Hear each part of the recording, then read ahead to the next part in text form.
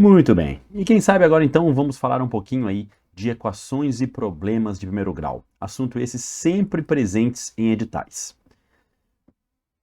Primeiramente, falando sobre a parte de equação de primeiro grau, tá? É aquela clássica história de isolar o x na equação ax mais b igual a zero. E aí tem que tomar muito cuidado, porque quem é meu aluno sabe que a regra é quem muda de lado muda de operação, tá? Não é o sinal que muda, gente, é a operação que muda. Se eu somo de um lado, eu vou para o outro lado multiplicando. Se eu divido de um lado, eu passo para o outro lado multiplicando e vice-versa. Isso evita que vocês errem bastante nessa parte algébrica, nessa parte manual de resolver, isolar o x e achar a resposta. Porém, a gente sabe que o ponto principal nas questões de problemas de primeiro grau é a interpretação das questões.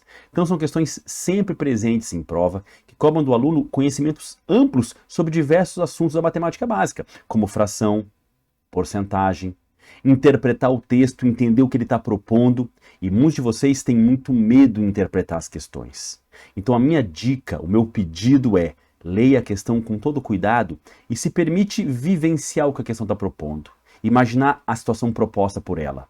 Porque quando eu consigo imaginar o que ela está propondo, seja uma questão de probabilidade, de análise combinatória, ou só de equacionar e achar o x, fica tudo muito mais fácil. Interagir com a questão, brincar com ela é fundamental. É fazer da matemática algo natural, algo sem trauma. Tudo bem? E questões como essa são muito presentes em prova. E é uma verdadeira salada de fruta, que cobra do aluno várias habilidades matemáticas ao mesmo tempo. Então mostre para a banca que você sabe o que tem que fazer. Muito bem.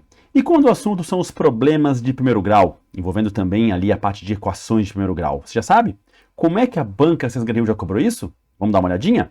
Primeira questão, 2023, prova da Transpetro, ela dizia o seguinte, ó. Em um torneio de videogame, o menino J disputou apenas 3 partidas, fazendo um total de 2.660 pontos. Na segunda partida, 410 pontos a mais que na primeira. Então tem uma relação entre a segunda partida e a primeira, tá? E na terceira partida, fez metade dos pontos que fez na segunda partida. Muito bem. O número de pontos feitos para o J apenas na primeira partida, quando dividido por 5, deixa qual o resto? Então eu tenho que achar o número de pontos que ele fez na primeira partida, tá? O que a gente pode fazer para resolver essa questão é se dar conta, que seria o caminho mais rápido, que tanto a primeira partida como a terceira se referem à segunda. Aqui, ele fala que na primeira ele faz 410 pontos a menos que na segunda, já que ele faz na segunda 410 pontos a mais, então, do que a primeira, então a recíproca é verdadeira. E na terceira, ele faz metade dos pontos que fez na segunda. Então é a segunda partida que eu vou falar que ele fez x pontos. Para fazer desse x a referência nos demais. Então em P1 ele faz x menos 410. Por quê? Porque ele fez 410 pontos a menos. E em x3 ele faz x sobre 2. Na partida 3 ele faz x sobre 2. Porque fez metade dos pontos que fez na segunda. Se na segunda ele fez 500, P3, partida 3 vai fazer metade de 500. Que é assim que a gente representa. E aí daqui a gente sai para a resolução de que x menos 410, que é a quantidade de pontos da primeira partida, mais x sobre 2 é 2.660. Aqui nós temos bem clássica uma situação que eu até explico em aula, que é uma equação com 1, 2, 3, 4 termos e um único denominador aqui, que é esse 2. E para isso, para a gente evitar o MMC e evitar a fadiga, existe uma grande saída, que é multiplicar todos esses 3 termos, inclusive lá onde o 2 existe, por 2. Por quê? Porque aí lá onde ele existe, ele vai ser cancelado e a gente vai se livrar automaticamente dele, já tendo equilibrado toda a equação. Isso é um grande recurso, tá? Então eu vou ter ali 2 vezes x, 2x, 2 vezes menos 410 é menos 820, mais 2x mais x, aqui não esquece que cortou, igual ao dobro de 2.660, que é 0, 2, 3, 5. Somando aqui as quantidades de x, vai dar 5x igual a 5.320 mais 820. Então a gente vai achar que 5x é 6.140. E quando eu dividir 5.140 por 5, a gente vai achar 1.228, que é o número de pontos que ele fez ali no segundo dia. Tá? 1.228 pontos, tudo bem? É dito que ele fez no primeiro dia 410 pontos a menos do que no segundo. Eu achei o x, que é o nosso segundo dia. Interpretei. Resolvi, que é o ponto mais tranquilo. O mais difícil realmente é a interpretação. É entender e relacionar cada partida com o valor de x, que eu disse que é a segunda partida, que é x, tá? Então, na partida 1, ele fez 1.228 menos 410, dá 818 pontos. E quando eu dividir isso aqui por 5, a gente sabe que a tabuada do 5 ela vai 5, 0, 5, 0, vai gerar aqui um resto 3, né? Porque o último múltiplo de 5 aqui seria 815. Então, 818 tem 3 unidades a mais, resto 3 na alternativa B. Questão muito, muito boa da Banca Sesgan-Rio, falando aí sobre equações e problemas de primeiro grau. Aí, em 2021, ele fez uma questão na prova da Caixa, que é uma questão que envolve progressões, tá? PA, mas ela é muito mais lógica do que PA. Preocupado com a sua saúde, um professor, tipo eu, decidiu começar a correr. O profissional que orientou estabeleceu como meta correr 5 km por dia.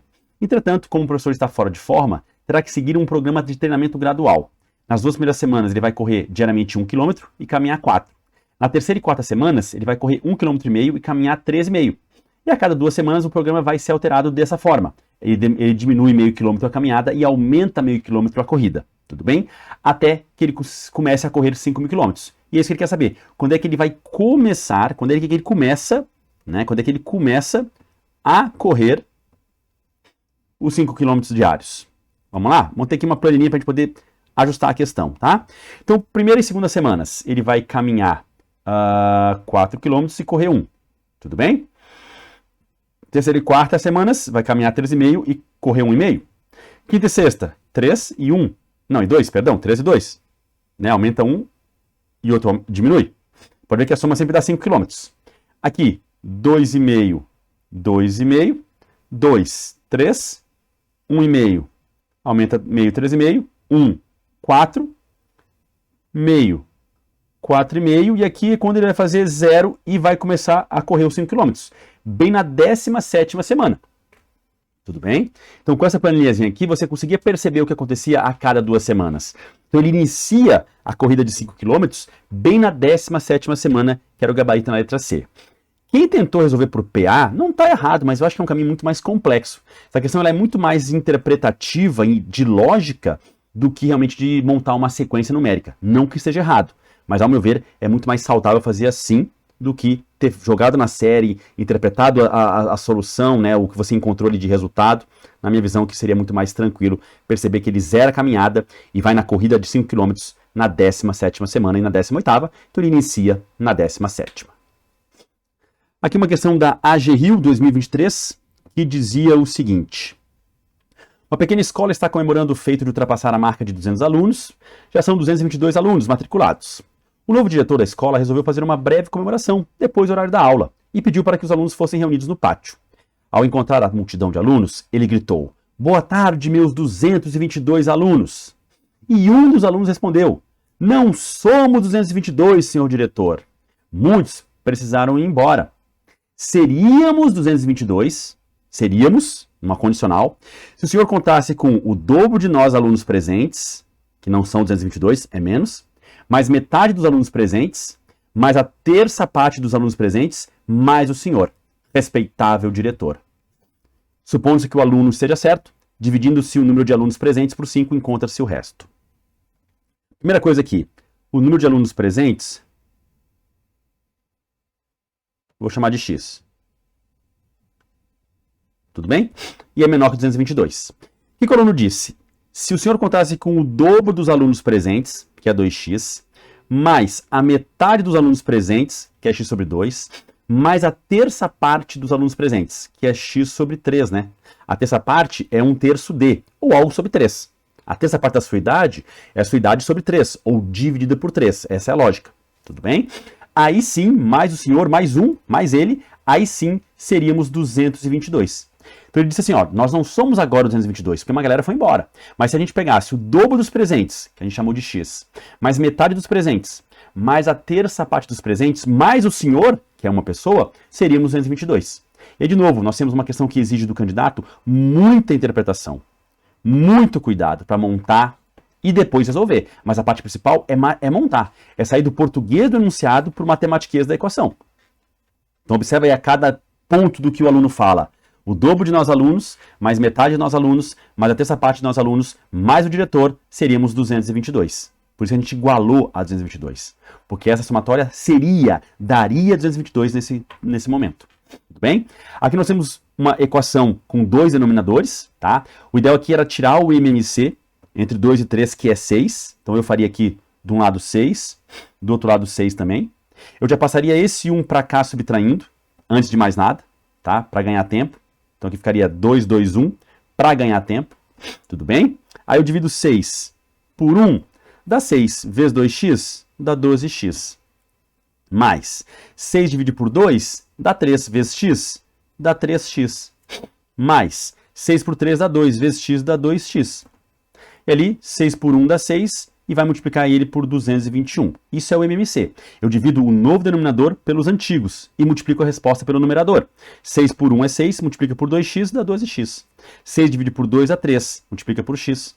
6 por 3 dá 2, multiplica por x. 6 por 1 dá 6, multiplica por 221. Quando eu faço isso, eu posso apagar o denominador dos dois lados. No caso, riscar, tá? Para ficar mais fácil na sua prova. E aí, eu estou com a equação já equilibrada. Aqui eu vou ter 17x igual a 6 vezes 221. Eu não multiplicaria isso aí, deixaria multiplicado indicado assim.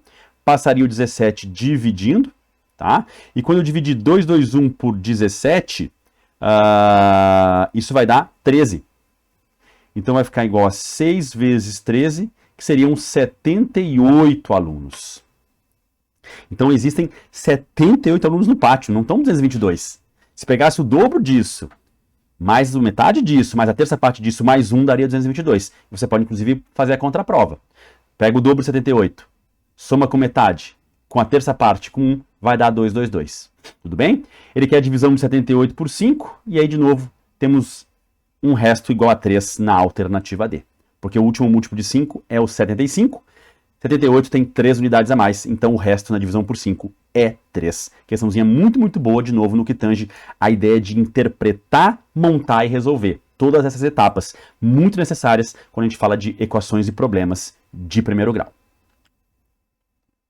Aqui mais uma questão, agora da Banca Gran Rio, para a prova da Eletrobras, que fala o seguinte, ó, as lojas L1 e L2 possuem cada uma delas N peças em seu estoque, N, enquanto o estoque da L2 está vazio. Metade do estoque de L1 e 1/4 de L2 são transferidos para L3, formando um novo estoque de L3. Esse novo estoque de L3 é dividido em 3 grupos com a mesma quantidade de peças, e de um deles é retirado 1/5 do total de peças do novo estoque de L3. Detalhe é esse aqui, ó. Isso aqui é a parte mais importante da questão, tá? Aqui tem um pega-ratão bom, tá? Quantas peças permaneceram nesse grupo da qual foram retiradas? Quantas peças permaneceram nesse grupo do qual foram retiradas, tá?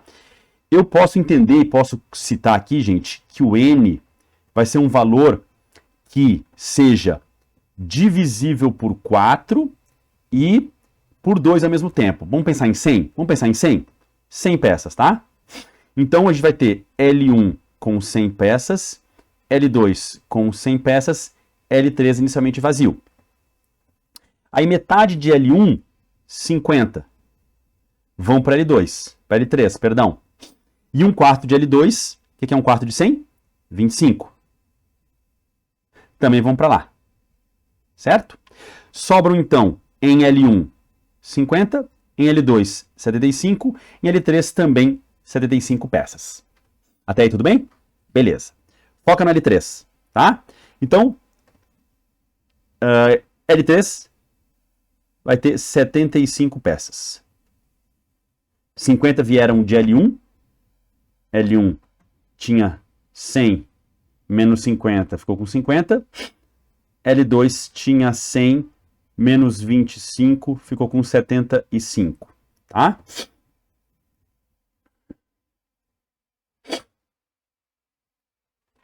Aí pegou o estoque de L3 e dividiu em 3 grupos. Então eu divido isso aqui em 3 partes de 25. Agora cuida. E aí que vem o ponto principal. De um desses grupos, é retirado 1/5 do total de peças do novo estoque de L3.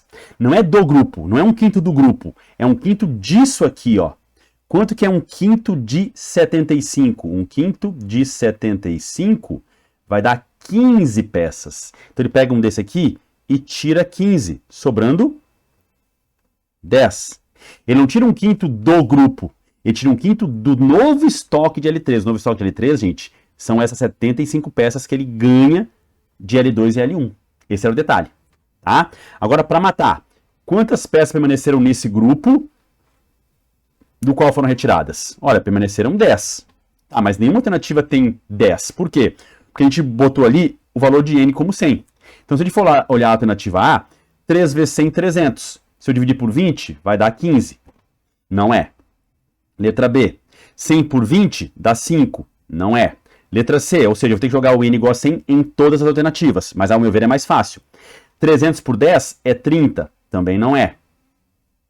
Letra D, 100 por 10 é 10.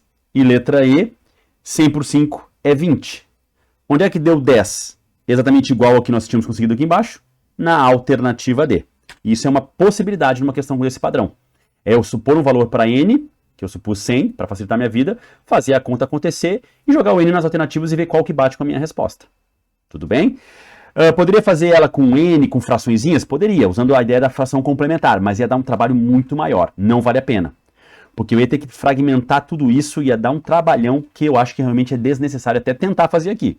Tá? O ideal aqui realmente era pegar um valor inicial N que fosse uma conta exata, calcular a sua metade e a sua quarta parte. E 100, a metade é 50, que é inteira. E a quarta parte é 25, que também é inteira. Então ficaram contas boas, contas inteiras, contas fechadas. Então, supor 100 não seria uma péssima ideia para essa questão. Mais uma questão da Banca Gran Rio, prova da Eletrobras Eletronuclear, dizia o seguinte: o salário líquido S em reais de um determinado profissional é o salário bruto menos os descontos. O salário bruto é a soma de uma parcela fixa igual a R$5.000 com uma parcela variável, que é sempre igual a 5% do valor total de suas vendas, em reais. Ele desconta um total de 10% para a Previdência sobre o valor total do salário bruto e desconta 20% de imposto de renda sobre a diferença entre o salário bruto e a Previdência. Ele ainda desconta R$2.000 de plano de saúde. O salário líquido, em função do valor total vendido, pode ser algebricamente expresso por... Gente, eu fiquei até triste com essa questão, né? Porque olha o que acontece com ele. Ele tem um salário líquido S. Tudo bem? O salário bruto dele é uma parcela fixa de 5 mil. Tudo bem? Com uma comissão de 5% sobre o total das vendas. V. Depois desconta 10% para a Previdência sobre o valor total do salário bruto. Depois desconta 20% de imposto sobre a diferença entre o salário bruto e a Previdência. Meu Deus. Ele desconta R$2.000. Certo? A gente pode tentar equacionar. Pode, não está errado. Mas eu acho que daqui a pouco a gente pode pensar numa venda, né? Pensar em quanto que ele vendeu. E jogar a venda nas alternativas e ver o que vai dar. Mas, querendo ou não, o que é o salário bruto desse cara? São R$5.000, de quem eu vou descontar. Vou somar 5%, 0,05 das vendas. Tá? Salário líquido, tudo bem?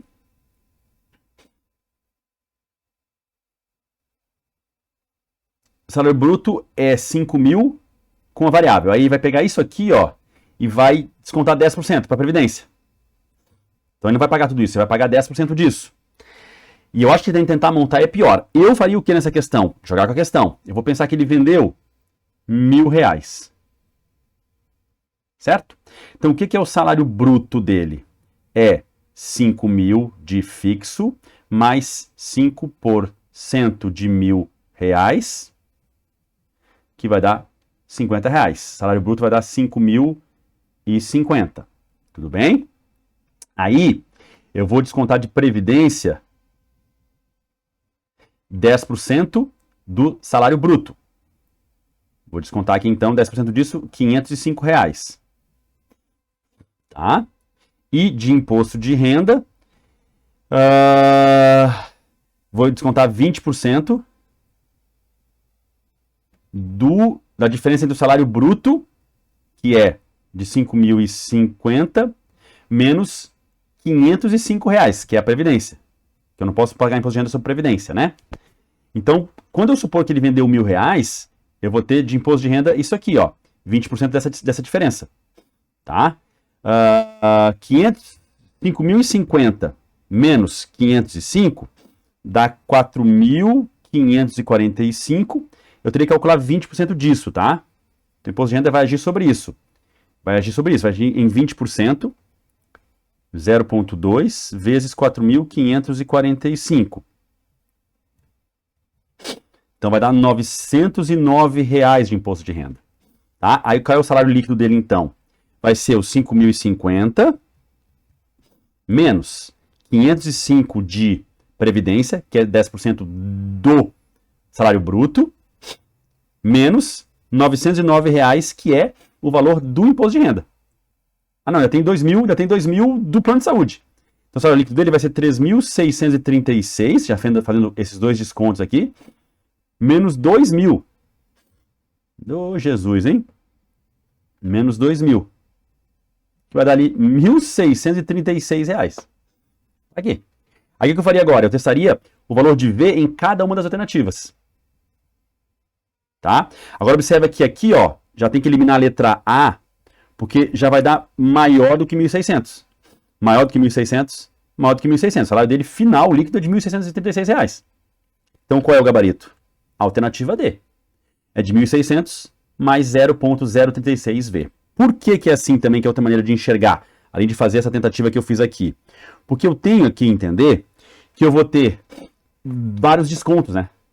Vários descontos. Então, eu tenho que entender que eu vou ter assim, ó, salário bruto, 5.000 mais 0,05 de vendas, certo? Previdência é de 10% do salário bruto, tudo bem?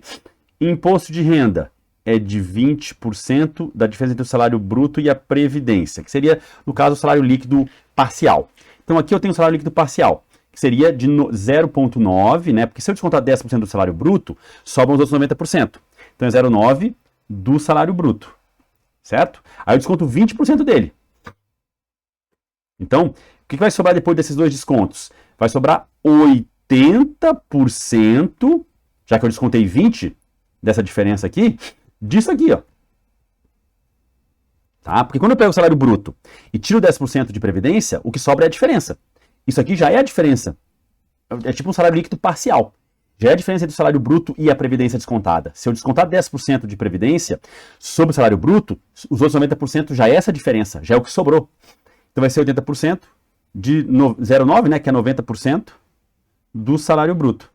Corta 2 zeros com 2 zeros, vai dar 0,72 salário bruto. Tudo bem? Até aí tranquilo? E aí, dá desconto R$2.000. Percebe como fica mais difícil achar a estrutura? Se eu jogo valores aqui, eu já vejo na resposta final que como aqui esse valor é positivo, não poderia ser nenhuma dessas alternativas, porque nós teríamos mais de R$1.600 em qualquer uma delas. E aí quando eu multiplicar aqui por 1.000, vai dar justamente 360, que com 1.600 bate lá o gabarito que nós tínhamos visto. Eu prefiro fazer assim do que tentar equacionar. Até porque para o aluno, para o candidato, às vezes é mais difícil até conseguir chegar nessa relação, até com pouco espaço na prova. Então, eu acho que supor que vendeu R$1.000 e sair fazendo a questão é muito mais produtivo. Aí você pega esses mesmos R$1.000 e joga nas alternativas. Mas observa, se eu jogar R$1.000 aqui, vai dar um valor alto e vai dar mais do que 3.600. Aqui vai dar mais do que 4.500. Aqui vai dar mais do que 3.600. E nós já tínhamos visto que sobrou R$1.600 para ele. Né? Então, no caso, vai sobrar R$1.600, 1.636, né? Que é 1.600 mais 0,036 vezes 1.000, que foi a venda que eu usei como padrão. Vai sobrar certinho 1.600 mais 36, que é 1.636, que foi a conta que nós tínhamos feito e batido com o gabarito. Beleza? Para mim, o caminho esse é muito melhor. 2023, prova do Banco do Brasil, questão da Sesgran Rio, muito elaborada, tá? Agora são H horas e M minutos. Considerando-se apenas 24 horas do dia de hoje, 3/7 do tempo que já se passou corresponde exatamente ao tempo que falta para meia-noite. Dessa forma, quanto vale H mais N? Isso aqui é um padrão de questão que muitas bancas estão utilizando, tá? Se a gente fizer aqui uma timeline da 0 hora até as 24 horas, tá aqui o momento atual, tá? O momento agora, nosso momento, tá? O momento. Tudo bem? O que eu tenho que entender? Que o dia tem 24 horas, tudo bem? Se da 0 hora até agora, vou olhar no meu relógio, são 17h40, tá? Então, já passaram desse meu dia 17 horas e 40 minutos. Então, o que falta para fechar as 24 horas? O restante, 6 horas e 20. Tudo bem? Então, quando eu chamar isso aqui de x, esse aqui é 24 menos x. Por quê?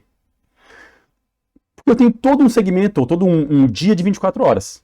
Quando passam 8 horas, o restante, 24 menos 8, faltam 16 horas.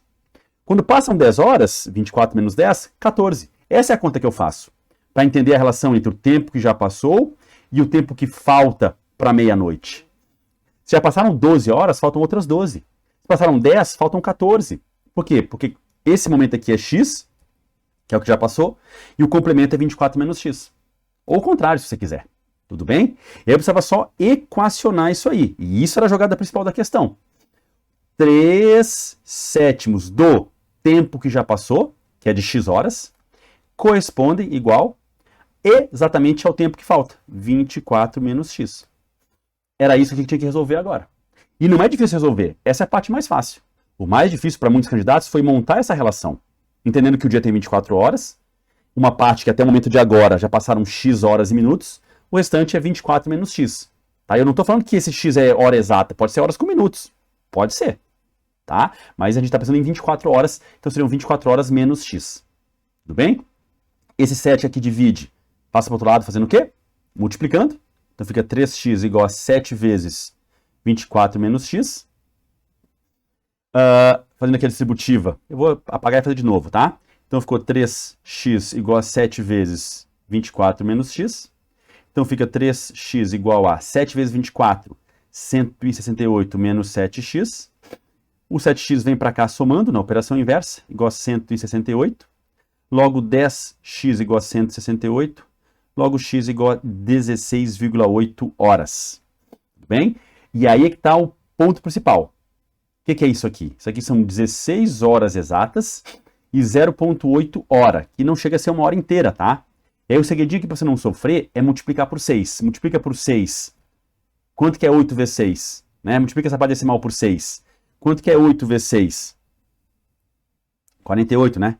Então isso aqui vale certinho 48 minutos.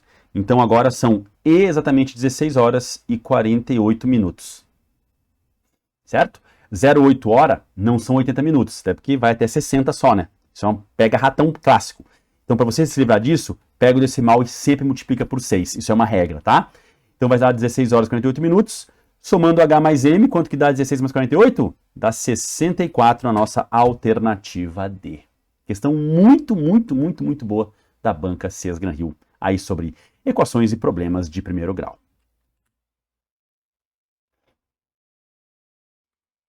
Muito bem, agora é hora então de falarmos sobre sistemas de equações ou os clássicos sistemas lineares. Vamos lá? Conceitos básicos. Gente, o sistema linear consiste na relação mútua entre duas ou mais equações, ou seja, são duas ou mais equações que vão compartilhar uma mesma solução, ou um mesmo conjunto de solução. Então, em tempos de redes sociais em que se fala muito em compartilhar conteúdo, compartilhar postagens, eu vou ter equações que vão ter um compartilhamento de uma solução. Por exemplo, se eu pegar duas equações com letrinhas x e y, o valor de x e o de y que faz as duas equações estarem ok, vai ser o mesmo para as duas. Ou seja, elas vão compartilhar, vão usar o mesmo par de soluções. Tudo bem? Para resolver sistemas de equações ou sistemas lineares, um dos métodos mais eficazes é o método da adição. Ele consiste em quê? Em somar as equações, que podem ser previamente multiplicadas por uma constante, menos 1, 2, menos 2, 3, menos 3, com o objetivo de eliminar uma das variáveis apresentadas, tudo bem? Então esse método ele vai buscar multiplicar as equações de maneira livre, pode multiplicar uma, pode multiplicar as duas, pode acabar não precisando multiplicar nenhuma, depende muito da questão. Mas o objetivo é um só, criar valores opostos de uma das variáveis, tá? De uma das letrinhas. Se a gente optar por eliminar a variável x, a gente vai procurar criar 10x numa equação, menos 10x na outra. Ou 7x numa equação, menos 7x na outra. Normalmente a gente acaba optando pelo MMC dos valores das duas equações, tudo bem?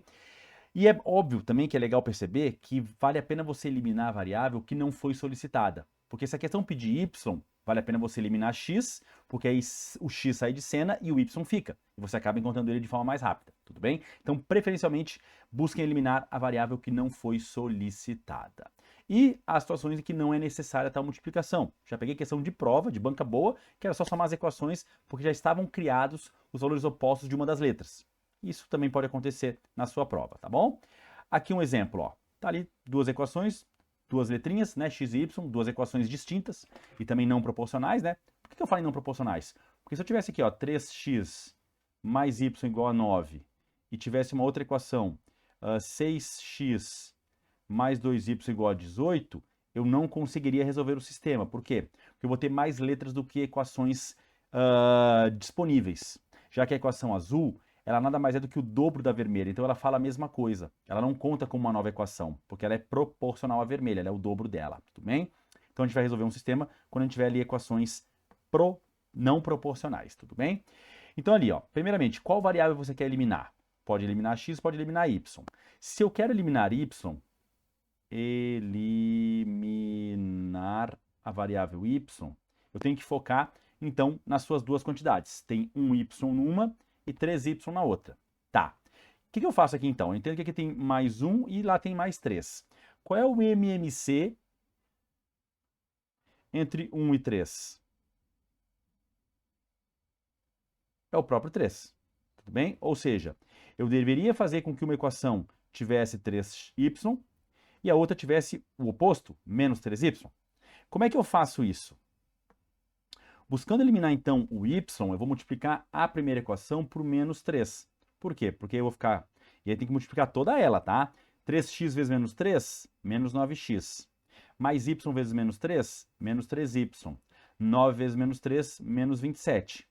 Quando eu confrontar essa equação com a equação em azul, eu percebo valores opostos da variável y, ó. Ó como eles estão opostos aqui, ó. Então eu vou eliminar a variável y com isso. E por que chama método da adição? Porque eu vou somar as equações. Quanto que é menos 9x mais 2x? Devo 9 e tenho 2, devo 7, menos 7x. Aqui, ó, se cancelam. Ah, Dudan, e se eu fizer tudo isso e não cancelar a letrinha que eu estava procurando cancelar? Fez errado. Tem que cancelar. Porque quando você produz valores opostos da letrinha e soma as duas equações, os opostos se atraem e se anulam, né? Então vão acabar sumindo, tem que sumir, tá? E 27, menos 27 mais 13 é menos 14. Logo, x é menos 14 por menos 7, que passa dividindo, todo menos 7. Menos com menos dá mais e o x vai dar mais 2, tudo bem? Então esse seria o valor de x que satisfaria as duas equações. Para eu achar o y, caso alguém me peça, já tenho o x, tá? Eu jogaria o x igual a 2 na primeira equação, ou na segunda, tanto faz. Eu vou acabar achando que o y é 9 menos 6, ou seja, o y é 3. Portanto, o nosso conjunto solução é a dupla 3, 2. O x é 3 e o y é 2. Se eu trocar o x por 3 aqui, aliás, o x é 2 e o y é 3, o contrário. Se eu trocar o x por 2 e o y por 3, você tanto vai ter que 9 é igual a 9 na primeira equação, o que é uma verdade, como vai ter que 13 igual a 13 na segunda equação. Ou seja, tu acaba comprovando que para que as duas equações tenham uma solução única, compartilhada, o x tem que ser 2 e o y tem que ser 3. Por outro lado, gente, existe também o método da substituição, que ele é um pouco mais mecânico. Ele é menos lógico, mas ele é mais mecânico. E o que ele vai exigir de vocês? Que vocês isolem uma das letrinhas numa equação e substituem na outra, tá? Mas só vai valer a pena, sendo bem sincero, abrindo meu coração para vocês, só vai valer a pena se você conseguir isolar a letrinha com coeficiente 1. Na pior das hipóteses, menos 1. Tá? Por quê? Porque se o coeficiente dele for 2, tá lá o 2x mais um monte de coisa, aí tu vai jogando o pessoal para outro lado, mudando a operação. A hora que esse 2 abandonar o x, que vai ser o último passo, para deixar o x sozinho, isolado, ele vai passar para lá como denominador e vai virar uma fração. Quando você substituir na outra equação, você já vai entrar nela com uma fração para resolver. Isso é um probleminha não tão saudável para resolver numa prova. Fazer MMC de uma estrutura, de uma igualdade, não é tão legal. Tá? Então só vale a pena, na minha visão, usar o método da substituição, que é isolar uma letra numa equação e jogar na outra, substituir na outra, quando você consegue isolar uma letrinha que tem coeficiente 1. Olha o nosso exemplo aqui, ó. Só vai valer a pena aqui a gente isolar esta variável aqui. Qualquer outra vai dar trabalho, quer ver? Vamos tentar isolar o 3x aqui, você vê a lambança que vai ficar? Olha lá. Vai ficar 3x igual a 9 menos y, logo x igual a 9 menos y sobre 3. E aí isso eu vou substituir na equação de baixo.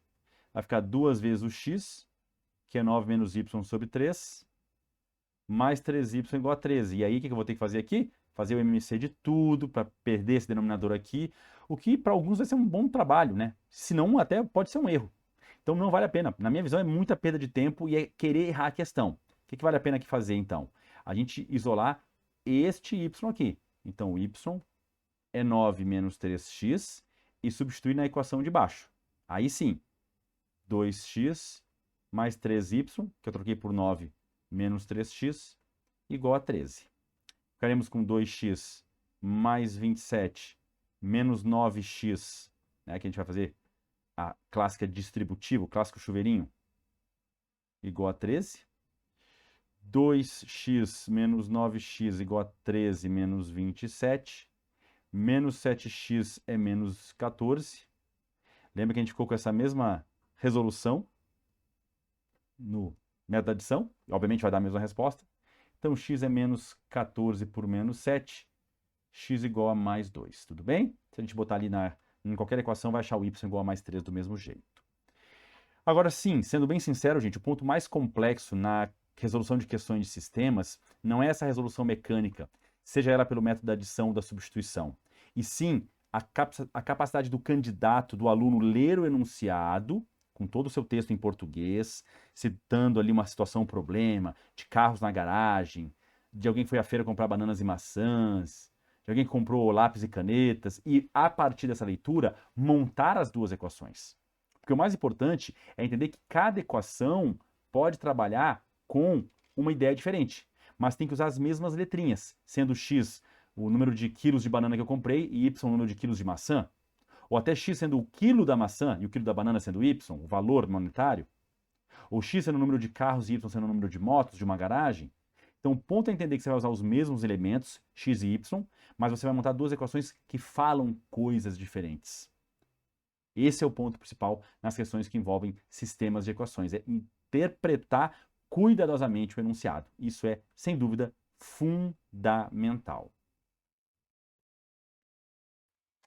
Muito bem, é hora então de falarmos sobre sistemas de equações, trazendo aquele momento lindo, como a banca Sesgran-Rio já cobrou isso. Vamos dar uma olhadinha? Primeiro uma questão aí de 2023, da prova da Transpetro. Olha o que ela fala. Um consumidor foi ao mercado, comprou 1 kg de batata e 1 kg de cebola e pagou R$11. No dia seguinte, ele comprou 3 kg de batata, 2 kg de cebola e pagou R$28. No terceiro dia, comprou 2 kg de batata e 1 kg de cebola. Considerando que os preços não foram alterados durante esse período, qual valor ele pagou no terceiro dia? Tá? Primeiramente, vamos dar nome aos bois. Tá? O preço do quilo da batata, vamos chamar de B. E o preço do quilo da cebola, vamos chamar de C. Tá? Não é a quantidade, é o valor monetário. Tá? Então, a batata, preço por quilo, vamos chamar de B. A cebola, preço dela por quilo, vamos chamar de C. Muito bem. Primeiro dia de compra do consumidor. 1 kg de batata, vai pagar então 1B, porque se é 1 kg, vai pagar só aquele valor por quilo, mais 1 kg de cebola, igual a R$11. Perfeito. Segundo dia, 3 kg de batata, mais 2 kg de cebola, pagando R$28. E o que ele quer é o preço de 2 kg de batata, mais 1 kg de cebola. É o que ele quer saber, que é o valor pago no terceiro dia. Tá? Para esse tipo de questão, gente, temos como fazer a resolução manual, achar o valor do quilo da batata, achar o valor do quilo da cebola e substituir lá e chegar ao gabarito final. Mas, entretanto, todavia, normalmente quando as bancas cobram isso, que é uma estrutura com as variáveis, e isso quem faz muito é a banca CSGN Rio, ela quer que o aluno use um certo atalho. Primeiro eu vou resolver do jeito tradicional, depois eu vou usar o atalho, tá? Resolvendo do jeito tradicional, o que eu vou fazer aqui então? Eu vou, primeiramente, isolar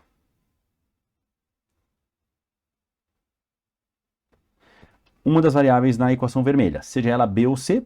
Vou isolar B, ela vai ser 11 menos C. E vou substituir isso na equação azul. Então fica 3B, que dá lugar a 11 menos C, mais 2C igual a 28. Faremos aqui a distributiva, 33 menos 3C mais 2C é 28. Menos C mais 2C é menos 1C, né, porque eu devo 13 e tenho 2.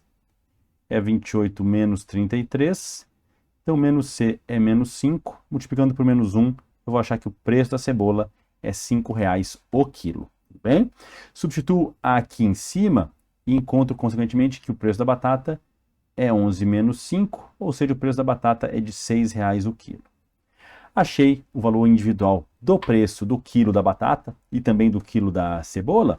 Agora é hora, então, de eu pegar e calcular o que a questão pediu, que é 2 quilos de batata a R$ 6,00 cada um, mais 1 quilo de cebola a R$ 5,00 cada um. Isso vai dar 12 mais 5, que vai dar R$ 17,00 na nossa alternativa D. E era só isso, tudo bem? Porém, entretanto, todavia, se eu, percebendo que a banca não quer o valor de um ou de outro item, e sim uma estrutura entre eles, que é o 2B mais C, né, 2 kg de batata mais 1 kg de cebola, eu posso tentar de maneira muito rápida, tá? Isso tem que ser uma tentativa muito rápida. Tipo assim, deu, não deu, vaza. Mexer com as duas equações originais de forma a encontrar ou 2B mais 1C ou algo proporcional. Tudo bem? Como é que nós poderíamos tentar fazer isso, né? Se somar, primeiramente eu tento somar as duas equações. Se eu tentar rapidamente somar as duas equações, vai dar 4B mais 3C, não é proporcional a 2 e 1, como está aqui em cima, então já não seria somando. Se eu subtrair a vermelha da azul, ou melhor, multiplicar a vermelha por menos 1 e somar tudo, que é a mesma coisa, né? Eu vou ter menos B menos C é menos 11. Na equação azul, 3B mais 2C igual a 28. Quando eu somo tudo, eu vou achar de fato 2B mais C igual a 17. E aí eu acho o valor da compra do terceiro dia sem entrar no mérito do custo individual da batata e da cebola. E sem dúvida, esse é o atalho que a Banca CSGN Rio mais gosta nas questões de sistemas. É fazer o aluno entender que nessa situação aqui, ele pode ir pelo caminho, ele pode ir pelo atalho. E vai ser muito, muito bom, apresentando aí o mesmo gabarito de maneira muito mais dinâmica. Tá? Então uma dica constante é, se ele pedir uma estrutura, tentem achar a estrutura rapidamente brincando com as equações. Se não der para somar, subtrair ou mexer rapidamente com elas, segue o tradicional. Tem que ser uma tentativa muito rápida, porque a gente não pode perder muito tempo tentando e daqui a pouco não conseguindo. Bem? Então é um atalho, como todo atalho, ele exige destreza, exige agilidade, exige confiança também. Aí aqui uma questão de 2023, prova do Banco do Brasil, que dizia o seguinte, essa questãozinha muito boa, né? 3 novas agências de um banco estão sendo criadas e alguns poucos materiais ainda precisam ser comprados. A tabela a seguir mostra esses materiais em suas respectivas quantidades pedidas por cada uma das agências. Sabes que todos os armários são idênticos e têm o mesmo preço, o mesmo ocorrendo com as mesas e com as cadeiras. O custo total da compra do material na agência Z é D. Então ele quer saber quanto que a agência Z vai gastar aqui. Tudo bem?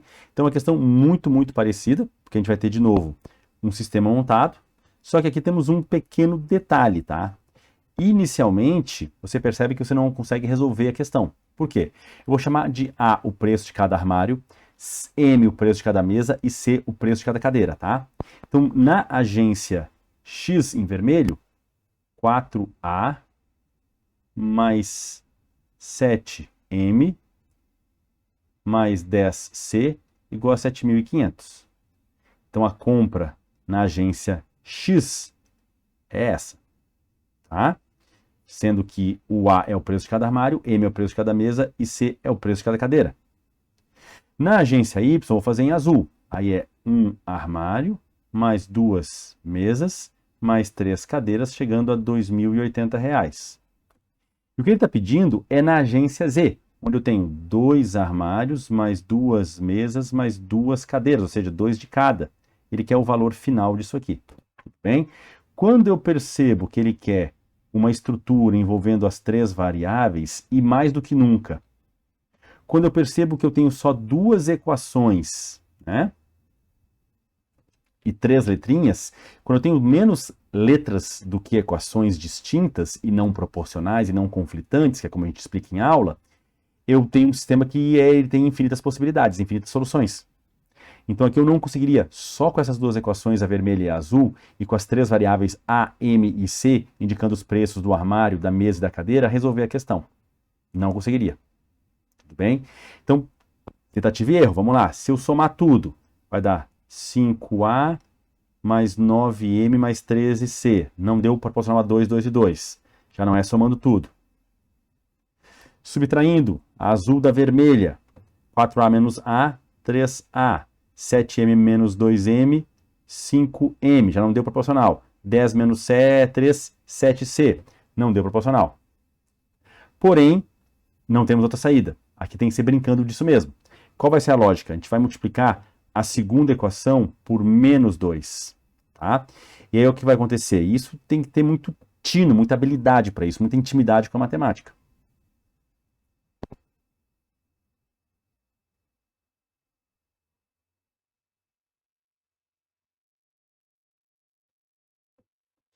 Multiplicando a segunda equação por menos 2.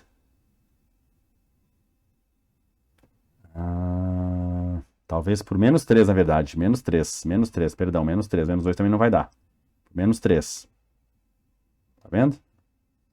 Vai dar menos 3A, menos 6M, menos 9C, igual a menos 6.240. E aí, quando eu somo tudo isso, 4A somado a menos 3A dá A. 7M menos 6M dá 1M. 10C menos 9C dá 1C. E a diferença vai ser de R$ 1.260. Tudo bem? Só que ele quer o dobro disso, né? Então era só multiplicar todo mundo por 2. Aí eu vou encontrar 2A mais 2M mais 2C, 2.520. E não. Errei alguma coisa aqui na correria. O que foi que eu errei na correria? 3 vezes 2.080 é 6.240. É isso aí. 7.500 menos 6.240 é 1.260. Na verdade, o gabarito é a alternativa A, tá? Foi um erro aí de diagramação. O gabarito correto, então, na nossa alternativa A, 2.520, como já estava aí apresentado para vocês na questão. Beleza? Foi só um errinho de diagramação. Muito bem. Questão 2023, Banca Sesgran Rio, prova do Banco do Brasil. Em uma pequena cidade, há 3 agências de um banco, nomeadas de A1, A2 e A3. Técnicos desses bancos estão analisando um mapa para escolher o local para abrir uma 4ª agência. A figura a seguir é um esboço desse mapa, que contém também as seguintes informações. Para ir de A1 para A2 passando por A3, percorre 7,8 km. Para ir de A3 para A1 passando por A2, percorre-se 9,9 km. Para ir de A2 a A3 passando por A1, percorre-se 11,3 km. Uma pessoa decidiu ir de A1 para A3 sem passar por A2. Depois ir de A3 para A2 sem passar por A1. E finalmente ir de A2 para A1 sem passar por A3. Com base na figura e nas informações, quanto ela vai percorrer ao todo nessa, em quilômetros. Então vamos lá. Primeiramente, como é que a gente vai resolver essa questão aqui? Eu vou chamar carinhosamente a distância de A1 a A2, de A1 a A2 de X, A2 a A3 de Y, A3 a A1 de Z. Tudo bem? Então, cada deslocamento entre 2 agências vizinhas, eu dei uma letrinha de referência. Perfeito. Nosso sistema vai ser montado, então, primeiramente, em vermelho, com a informação que vem da primeira equação. Para ir de A1 até A2, passando por A3, ele faz esse caminho aqui, Para ir de A1 até A2, passando por A3, ele vai andar Z mais Y. Então, Y mais Z vai dar 7,8 km. Depois em azul a informação que vem na sequência. Para ir de A3 até A1 passando por A2. De A3 até A1 passando por A2. Ele vai andar y mais x. Então x mais y igual a 9,9. Por último, em verde, para ir de A2 até a agência A3, passando pela agência A1, 11,3 km. Então, para sair de A2 até A3, passando por A1, ele vai andar x mais e. Então, x mais e igual a 11,3. Essa é uma situação que eu explico, inclusive, durante as minhas aulas teóricas, em que eu tenho 3 variáveis, x, y e z, e 3 equações que trazem de duas em duas, né? A equação vermelha traz y e z, a equação azul traz x e y, e a verde traz x e z. Tudo bem? O que ele quer, na verdade, é ir de A1 para A3 sem passar por A2. Então, de A1 para A3 sem passar por A2, ele vai andar z. De A3 para A2 sem passar por A1, ele vai andar y. E de A2 para A1 sem passar por A3, é o caminho direto, ele vai andar x. Então, o que ele quer é x mais y mais e. Curiosamente, quando eu pego aquele sistema ali, eu posso resolver e achar cada um dos elementos, depois substituir aqui, mas o que vai me demandar bastante tempo, né? Vou isolar uma letrinha numa equação, jogar nas outras duas, cair para um sistema 2x2, é o caminho mais normal. Só que se eu me der conta que somando as 3 equações eu vou encontrar que 2x, x mais x, mais 2y, y mais y, mais 2e, z mais e, fecham essa somatória aqui, que é 0,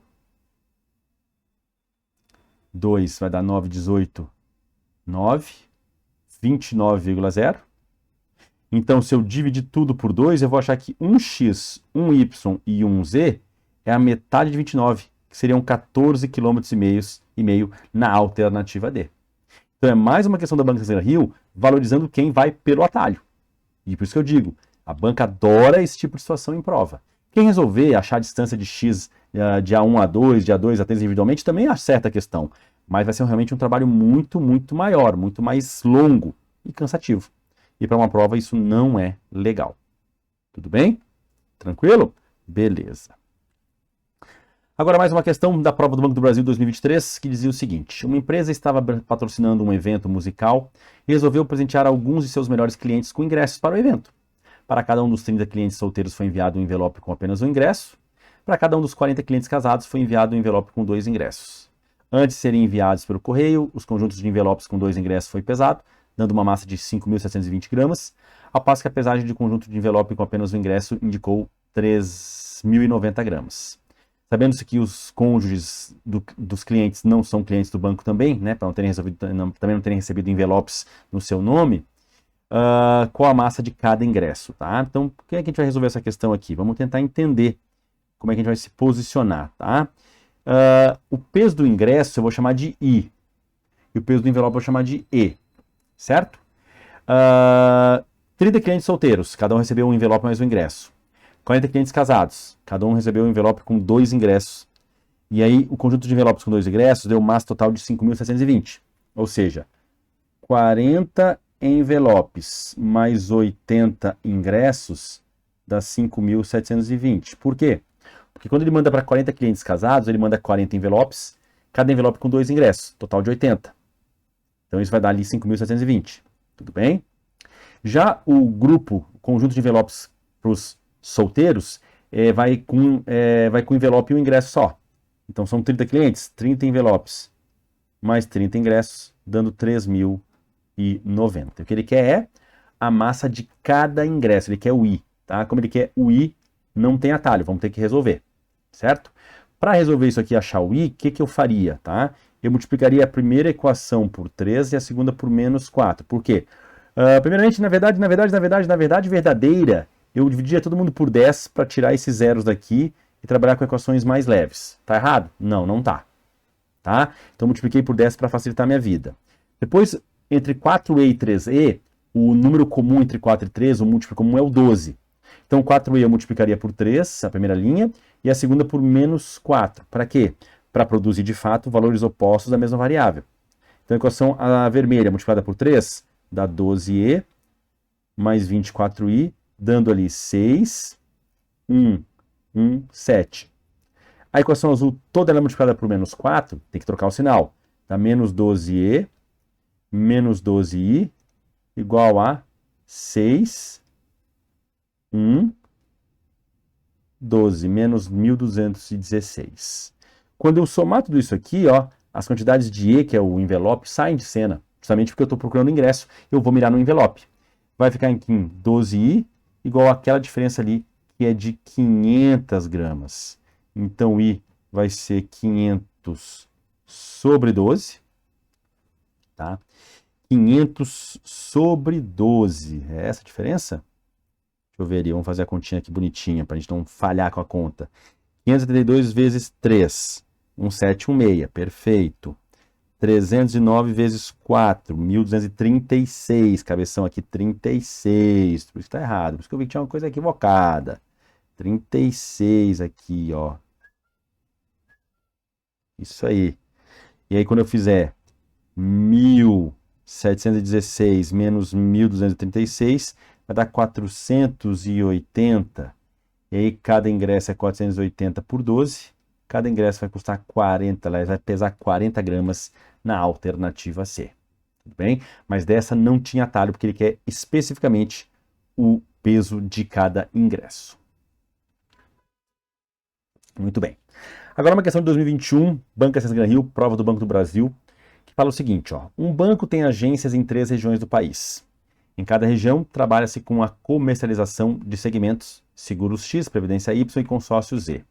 Cada equação linear que compõe o sistema representa a capacidade de um regional de produzir o valor agregado para o banco. Em cada segmento, a atuação, lado esquerdo das equações, visando o alcance das metas do lucro operacional, beleza.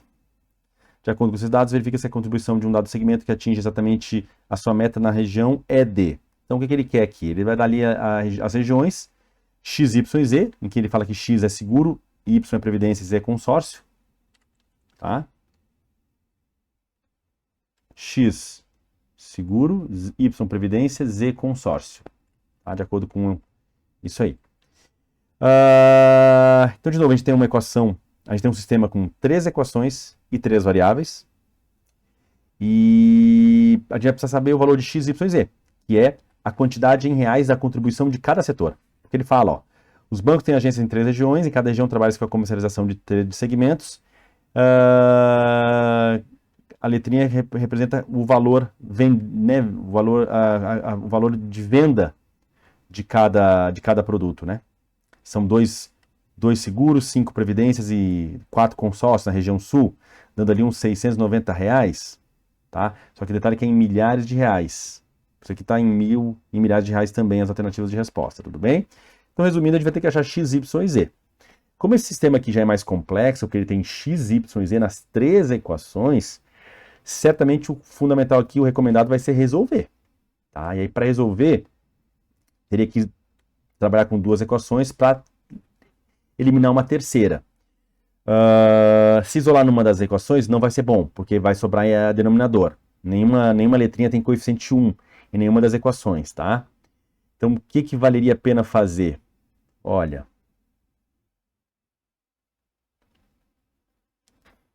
eu trabalharia com as 2 primeiras equações, tá? Subtraindo a da região sul da região sudeste. Então, 5x menos 2x, 3x. 2y menos 5y, menos 3y. 4z menos 4z desaparece. 720 menos 690 vai dar 30. Aí, se eu dividir por 3, eu vou achar, então, de largada, que x menos y é 10. Tudo bem?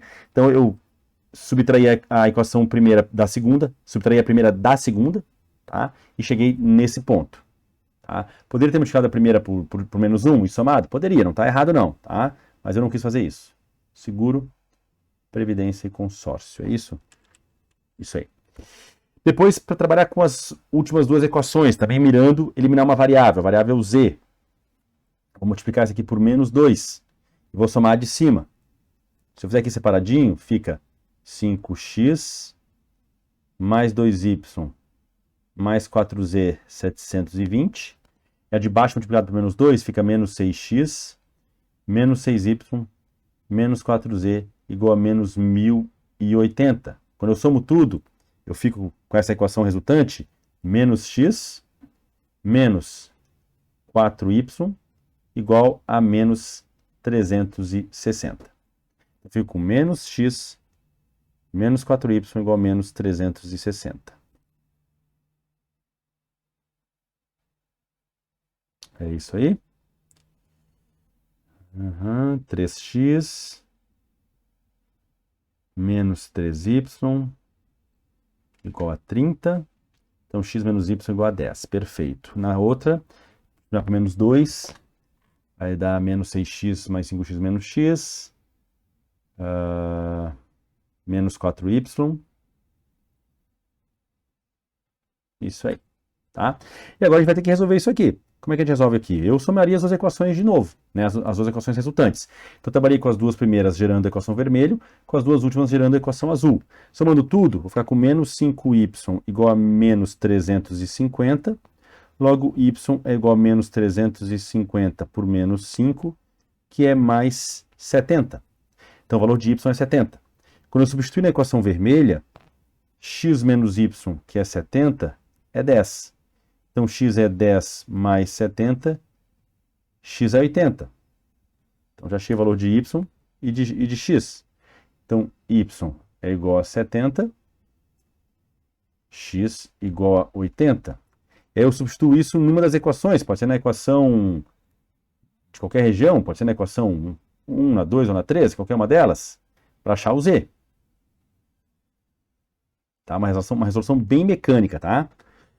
Então, 2x, que é 80, mais 5y, que é 70, mais 4z, 690, 160 menos 350, aliás, mais 350, mais 4z igual a 690, 4z igual a 690 menos 510, 4z igual a 180, logo z é igual a 45.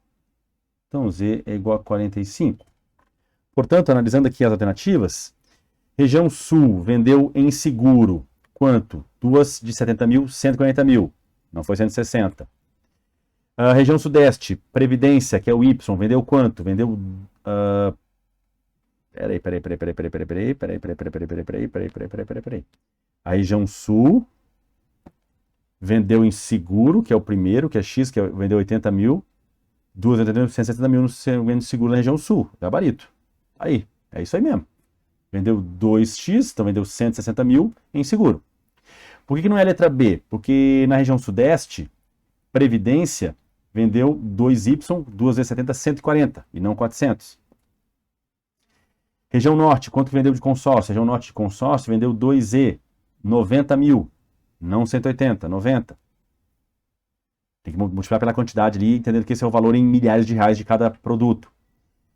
Região norte, em seguro, 3x, 3 vezes 80, 240 mil. Não 90, 240. Na região sul de previdência, 5y, 5 vezes 70 vai dar 350 mil, que não é 180. Gabarito, portanto, na alternativa A. Tá? A questãozinha bem trabalhosa. E a maneira que eu resolvi foi essa. Eu preferi, então, trabalhar com essas duas equações, gerando 3x menos 3y igual a 30. Depois dividir por 3, achei x menos y igual a 10.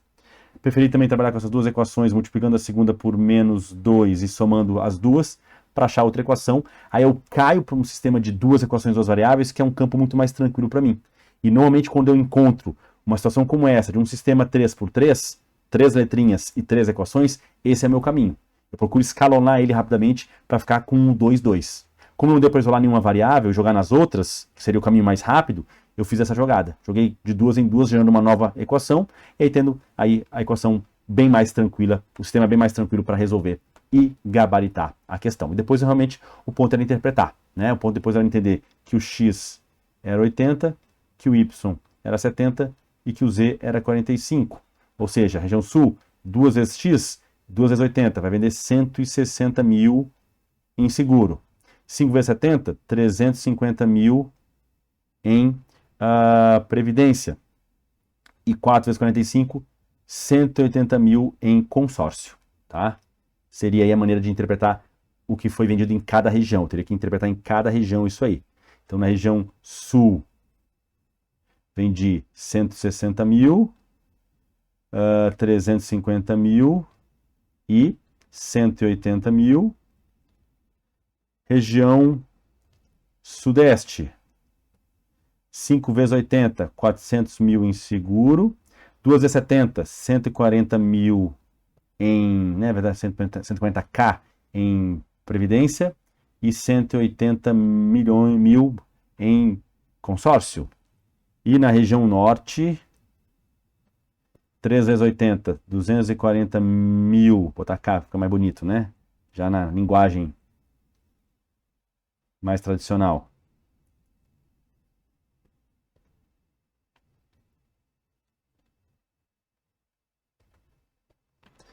E ele vendeu, portanto, 3 vezes 70, 210 mil em previdência e 90 mil em consórcio. E aí o gabarito é a nossa alternativa A.